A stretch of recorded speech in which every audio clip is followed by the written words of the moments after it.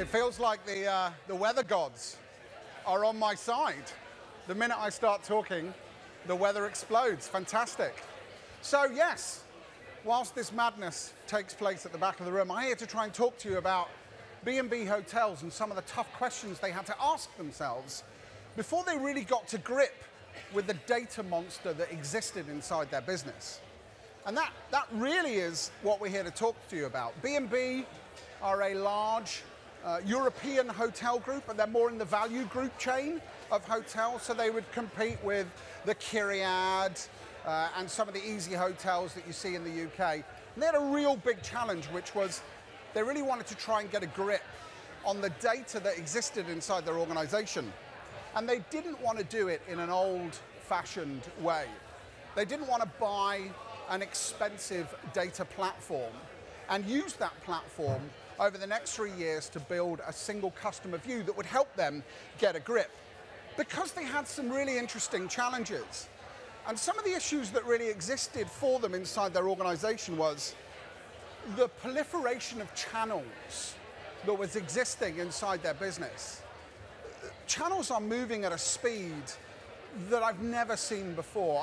I had a conversation with somebody earlier about Gen A channels. We're already at Gen A, ladies and gentlemen.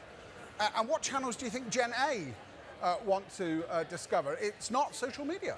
Isn't that amazing? Gen A are not social media individuals. They're mostly gamers. And ladies, amazingly, 54% of female gamers in Gen A, which is great to see some real embracing of the channel. And what we're seeing is individuals requiring an ever-moving channel communication strategy. And that was what B&B had. They had a proliferation of multiple channels they had to engage with, and with some old-fashioned systems that were really trying to talk to them. I'm sure nobody in this room has been faced with this problem in the last few months. But yes, they had less budget.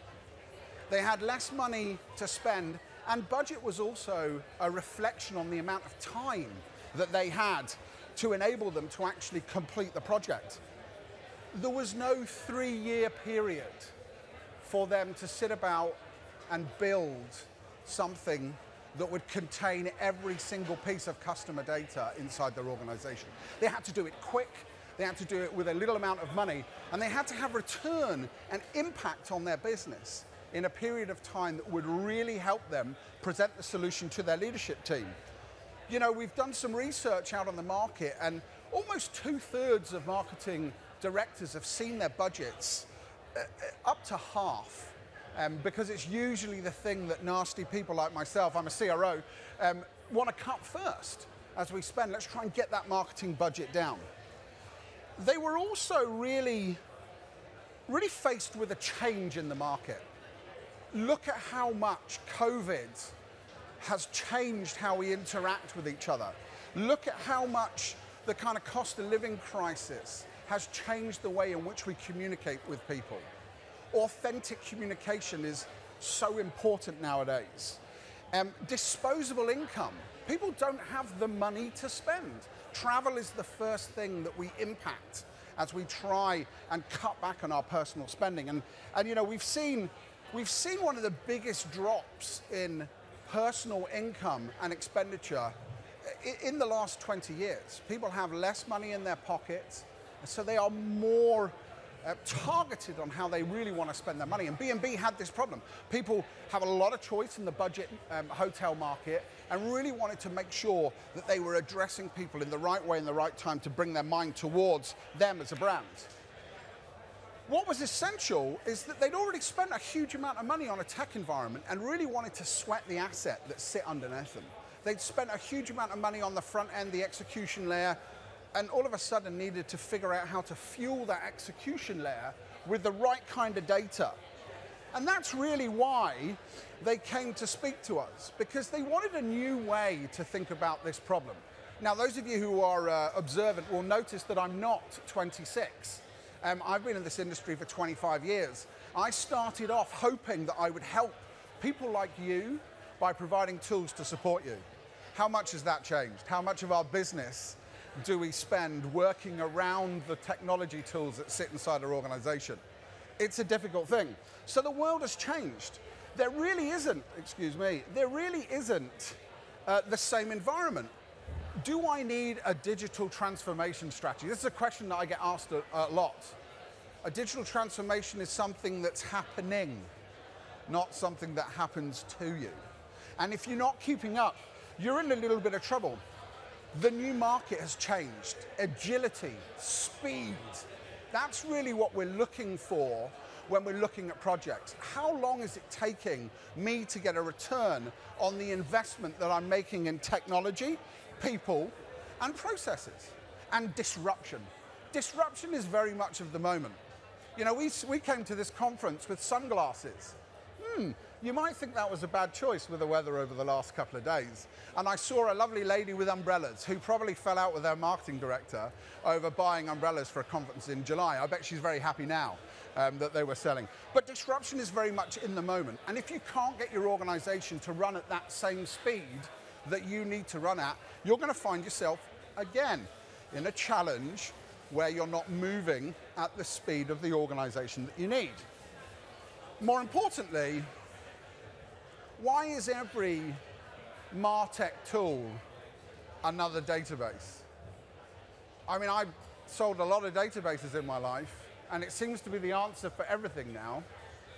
Let's ingest all that data and put it into a massive database. Let's build a very complex data layer. Let's aggregate all that data, and let's look at it in a way that allows us to look at every single piece of data that exists inside the organization and really understand it.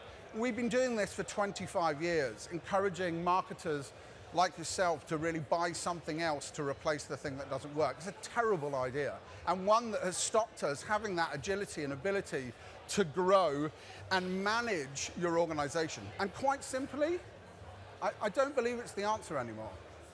I joined Imagino because as a company, we help organizations like B&B not build another database. An interesting thought, and I'm sure the gents at the back will be happy to teach you through how that works when they get there. More importantly, personalization. Wow, is that changing? I love the introduction of generative AI. It's kind of taken away all the excuses for personalized emails. We don't have to write. We have this wonderful solution to be able to look at 5 choice emails from the information you know about someone. Sure, they're not all perfect, but now we've got the foundations to really personalize at scale.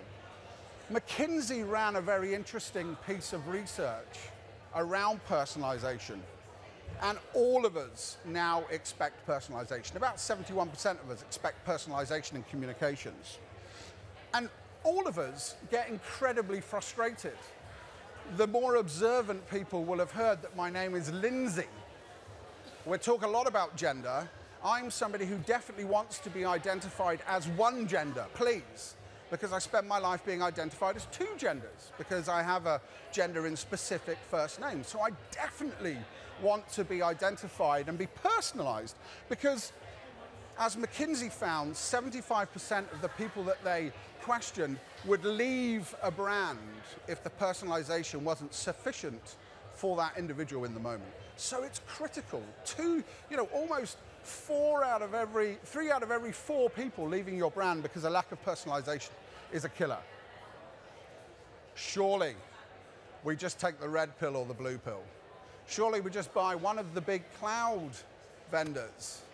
That's the answer, right? We just take the red pill. The problem is these channel aggregators in the cloud, they are right, I'm afraid to say. The problem is I don't want to give all my data to Adobe. I don't want to give all my data to Oracle or to Salesforce. Those of you who use Salesforce will know what I mean. I don't want to get rid of my data, but I do want to fuel the execution layer that sits inside my organization with the right data, which brings you on to this concept of this single customer view. I find it really interesting when people start to build these big databases, because how much do you need to know about someone to personalize? Do we need to put a single customer view where we know everything about me? We know about me, hopefully we know who my gender is. But we don't need to know about my cat, or what I do on a Wednesday, or how many times I've browsed in store. I really need to start thinking about building a data component that supports the use case that I want to deploy. Think of how the world is. Over here, we spent 3 years building a database, and in 3 years' time, we've probably lost our jobs by this stage, but in 3 years' time, we're now sitting there and think, okay, what am I going to use this data for, and how does it fuel my organization? Compared to the modern world, where we use the right data to support the use case, and we start with the use case, not with the data. We figure out what that end-to-end customer journey looks like, and then we figure out what the data components are that need to support that customer journey. And collecting as much data as possible on every interaction is a terrible idea. Really looking at those right data components that sit inside our organization to really support. So no, you don't need to know about your aunt's cat's favorite food. It's not a valuable data component that you need to sit inside your organization. If you want to move fast, the use case is where you start, not over here with a database.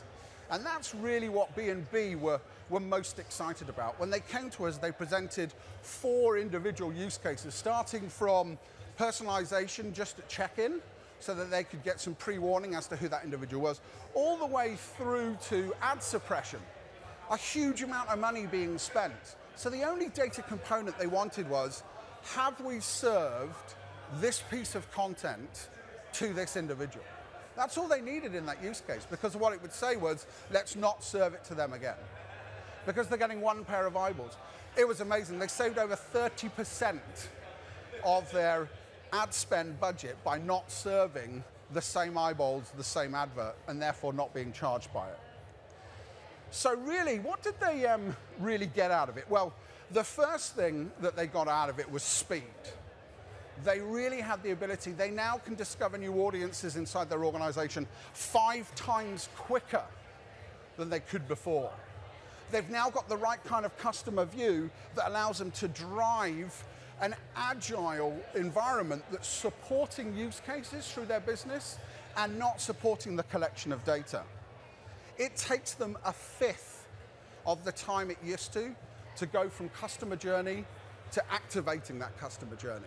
So they've cut their preparation from great use case idea to deployment a gargantuan amount, saving money on the eyeballs that people get the right kind of data, implementing and being agile with the way in which they deploy their use cases, and really enjoying the freedom of the right data in front of the right people to fuel the right communications at the right time. I've got time for 1 question. Does anybody have a question that they'd like to ask us before I let you go and have some lunch?